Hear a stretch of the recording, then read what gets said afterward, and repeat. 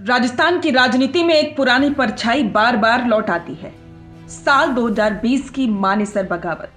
तब कांग्रेस में बगावत की चिंगारी सचिन पायलट ने सुलगाई थी और आज भी जब भी कांग्रेस का नाम आता है तो वो लपटें हल्की हल्की महसूस की जाती हैं। एक बार फिर से इस घटनाक्रम की गूंज सुनाई दी, इस बार खुद पूर्व मुख्यमंत्री अशोक गहलोत की जुबान से। गहलोत ने मानेसर बगावत पर पूछे गए सवाल का जवाब कुछ यूं दिया कि लगे जैसे वो सब कुछ भुला देना चाहते हैं।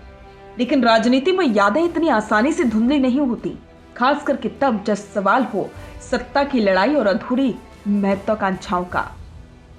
गहलोत ने मानेसर मामले पर सवाल पूछे जाने पर बड़ी सहजता से जवाब दिया, अब भाई हर घटनाक्रम को मैं याद नहीं रखता, तो फिर दूसरा काम कैसे करेंगे हम? पुरानी बातें भूलनी पड़ती हैं, सबको आगे मिलकर बढ़ना पड़ता है। देश हित में तो यही है।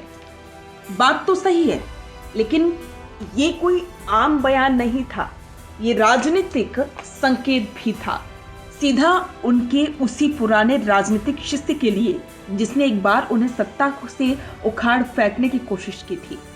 अब वक्त है जब उस बगावत के सूत्रधार सचिन पायलट को ये तय करना है कि वे अब वाकई कांग्रेस के साथ हैं या किसी और मोड़ पर मुड़ने की तैयारी में है। लेकिन देखा जाए तो सचिन पायलट कांग्रेस के वफादार हैं। राजस्थान की राजनीति में मानेसर अब सिर्फ एक जगह नहीं बल्कि एक राजनीतिक प्रतीक है, सत्ता की बगावत का, नेतृत्व की असहमति का और महत्वाकांक्षा के टकराव का। आगे बढ़ने से पहले अशोक गहलोत का सचिन पायलट पर दिया गया ये बयान आप सुनिए। तो सचिन पायलट की दूरियां खत्म होगी ये माना है। ये मीडिया वालों को मैं कहना चाहूंगा, कृपा करके हमारे पर कृपा रखो, कोई दूरियां नहीं है, सब समाप्त हो चुकी है। अब अगर आप लोग बोलोगे तो मैं समझूंगा मीडिया के ऊपर से। सर 2 दिन से आप हमारे हिसाब से कोई दूरियां नहीं है, कोई मतभेद नहीं है, कोई गुटबाजी नहीं राजस्थान के अंदर। सर 2 दिन से अब अगर आप बोलते हो गुटबाजी है तो ये पूरा दोष मैं आपको दूंगा, ये कह सकते हैं। सर 2 दिन से आप बीकानेर में इतने सारे पोस्टर शहर में लगे हुए हैं, लेकिन अशोक गहलोत के अलावा कहीं भी सचिन पायलट की कोई फोटो तक भी नहीं लगी है, तो क्या माना जाए? ये छोटी बातें मत करो, ये कोई जगह मेरे नहीं लगते हैं क्या? मैं वो नहीं लगता है, मैं कहता हूँ उल्टा, मैं तो यार इतने पोस्टर जिंदगी में लग गए हैं, नहीं लगे तो क्या फर्क पड़ जाता है? ये बातें छोड़ो। कोई कार्यकर्ता है, कोई किसी का फोटो लगा दे, किसी का नहीं लगा है, तो ये फोटो वोटो के मैं चक्कर में नहीं पड़ता हूँ। और सच कहे तो सचिन पायलट के हाथ में वो चाबी निकलते निकलते आज तक नहीं लौटी। अपने बयान में गहलोत ने सिर्फ पुरानी बातें भूलने की नहीं बल्कि कांग्रेस को मजबूत करने की बात भी कही। उन्होंने कहा कि देश को जरूरत कांग्रेस की है, कांग्रेस को मजबूत करना हम सबका फर्ज है।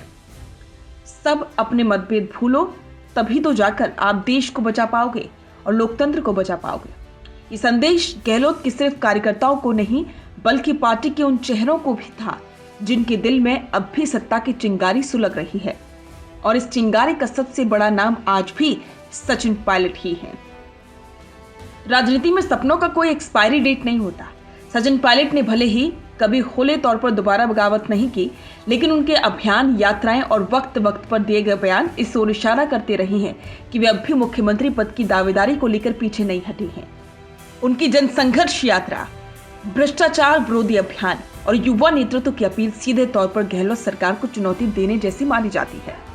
लेकिन अब जब पार्टी विपक्ष में है और संसदीय चुनाव में करारी हार झेल चुकी है, ऐसे में गहलोत का मतभेद भूलो वाला बयान राजनीतिक सामंजस्य का आह्वान भी है और एक तरह से पायलट को चेतावनी भी। गहलोत की लोकप्रियता और जनसंपर्क की पकड़ ये दिखाती है कि वो अब भी एक्टिव हैं।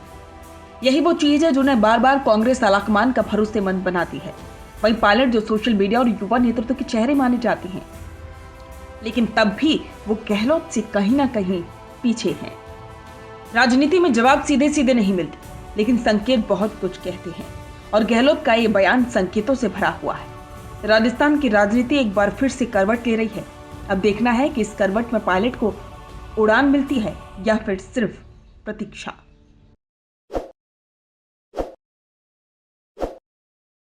ताज़ा खबरों के लिए विजिट करें द फैक्ट इंडिया की वेबसाइट और डाउनलोड करें द फैक्ट इंडिया ऐप।